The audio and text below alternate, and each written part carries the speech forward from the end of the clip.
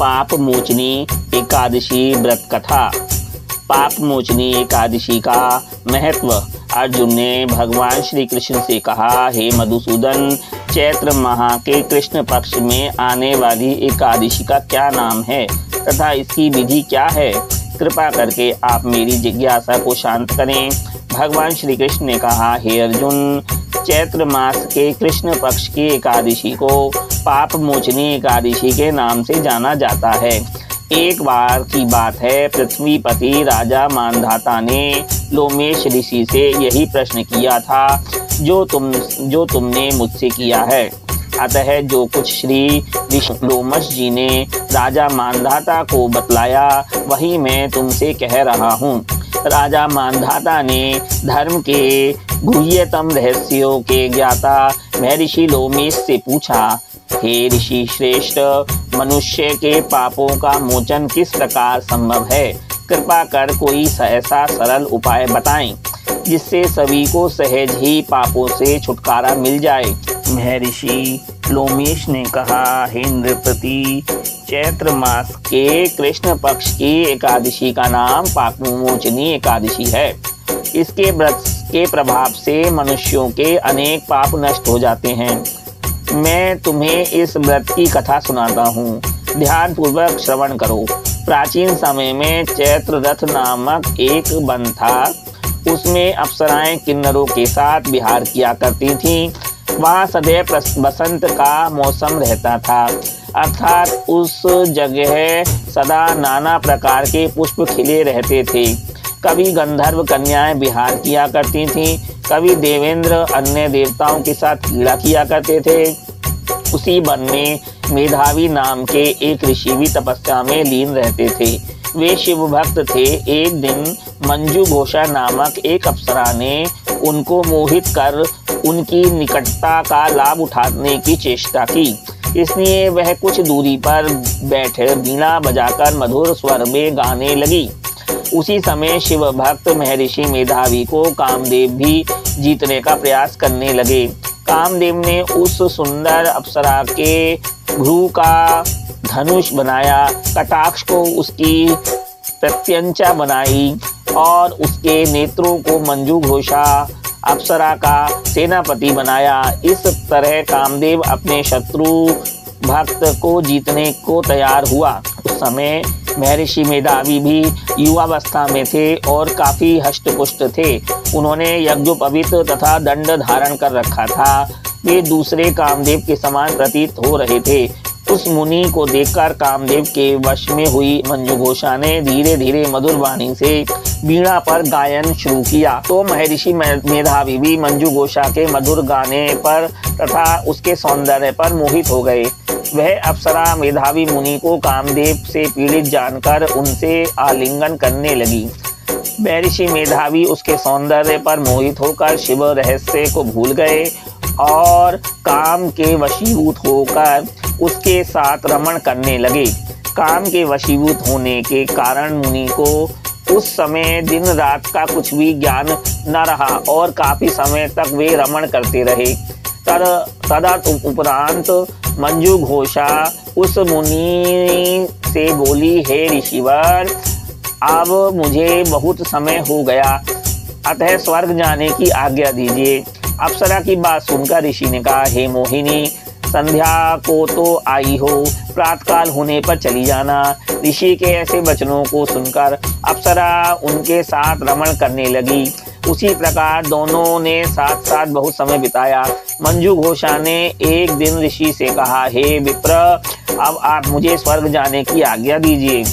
मुनि ने इस बार भी वही कहा, हे रूपसी, अभी ज्यादा समय व्यतीत नहीं हुआ है, कुछ समय और ठहरो। मुनि की बात सुनकर अप्सरा ने कहा, हे ऋषिवर, आपकी रात तो बहुत लंबी है। आप स्वयं ही सोचिए कि मुझे आपके पास आए कितना समय हो गया। अब और ज्यादा समय तक ठहरना क्या उचित है? अप्सरा की बात सुन मुनि को समय का बोध हुआ और वह गंभीरता पूर्वक विचार करने लगे। जब उन्हें समय का ज्ञान हुआ कि उन्हें रमण करते हुए 57 वर्ष व्यतीत हो चुके हैं, तो उस अप्सरा को वह काल का रूप समझने लगे। इतना ज्यादा समय भोग विलास में व्यर्थ चला जाने पर उन्हें बड़ा क्रोध आया। अब वह भयंकर क्रोध से जलते हुए उस तप नाश करने वाली अप्सरा की तरफ भ्रुकुटी तानकर देखने लगे।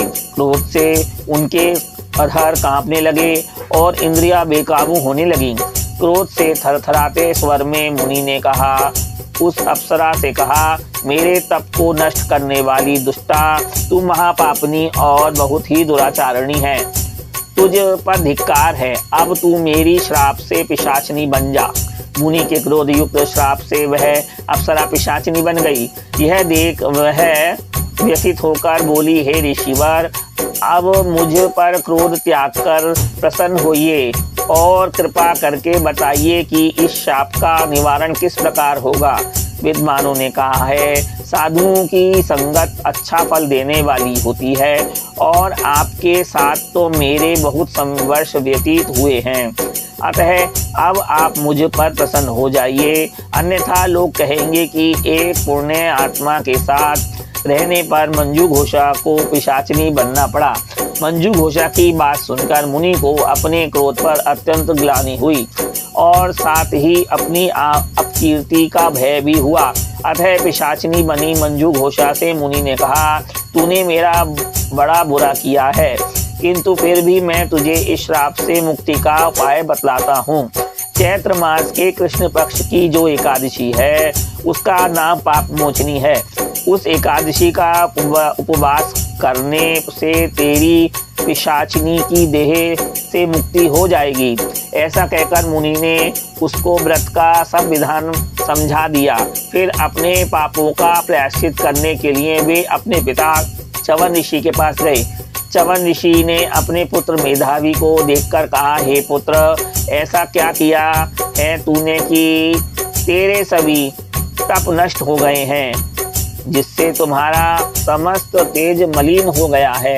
मेधावी मुनि ने लज्जा से अपना सिर झुकाकर कहा, पिताश्री, मैंने एक अप्सरा के साथ रमण करने का बहुत बड़ा पाप किया है। इसी पाप के कारण संभव है मेरा सारा तेज और मेरा तप नष्ट हो गया है। कृपा करके आप उस पाप से छूटने का उपाय बताइए। ऋषि ने कहा, हे पुत्र, तुम चैत्र मास के कृष्ण पक्ष की पाप मोचनी एकादशी का विधि तथा भक्ति पूर्वक उपवास करो। इससे तुम्हारे सभी पाप नष्ट हो जाएंगे। अपने पिता च्यवन ऋषि के वचनों को सुनकर मेधावी मुनि ने पाप मोचनी एकादशी का विधि पूर्वक व्रत किया। उसके प्रभाव से उनके सभी पाप नष्ट हो गए। मंजू घोषा अप्सरा भी पाप मोचनी एकादशी का उपवास करने से पिशाचनी की देह से छूट गई और पुनः अपना सुंदर रूप धारण कर स्वर्ग लोक को चली गई। लोमश मुनि ने कहा, हे राजन, इस पाप मोचनी एकादशी के प्रभाव से समस्त पाप नष्ट हो जाते हैं। इस एकादशी की कथा के श्रवण व पठन से 1000 गौदान करने का फल प्राप्त होता है। इस उपवास के करने से ब्रह्म हत्या करने वाले, स्वर्ण चुराने वाले, मद्यपान करने वाले, अगम्यागमन करने वाले आदि भयंकर पाप भी नष्ट हो जाते हैं और अंत में स्वर्ग की प्राप्ति होती है। जय जय श्री नारायण नारायण हरि हरि हरि। इति श्री पाप मोचनी एकादशी व्रत कथा।